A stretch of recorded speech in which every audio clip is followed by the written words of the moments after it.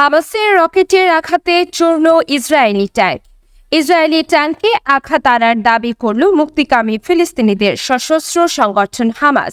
গোষ্ঠীর সামরিক wing Kashem brigade জানায়, গাজার উত্তরাঞ্চলের জাবালিয়া শরণার্থী শিবিরে 3টি মারকাভা ট্যাঙ্কে তারা হামলা চালায়। টেলিগ্রামে দেওয়া এক বার্তায় হামাস জানায়, তাদের যোদ্ধার মেরকাভা 4 মডেলের ট্যাঙ্কে ইয়াসিন 105 রকেট নিক্ষেপ করেছে।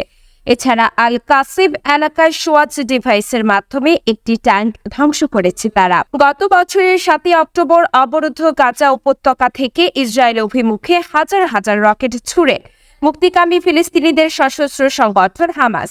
এতে ইসরায়েলে নিহত হয়েছেন 1400 জন। এরপরে বছরের পর বছর ধরে গাজায় চলা সামরিক পদক্ষেপ জোরালো করে ইসরায়েলি বাহিনী। এতে প্রাণ হারিয়েছে 34,000-এর বেশি ফিলিস্তিনি, আহত 74,000-এরও বেশি। হতাহতদের বেশিরভাগই বেসামরিক। এমন অবস্থায় বিশ্বজুড়ে যুদ্ধবিরতির আহ্বান জানানো হচ্ছে।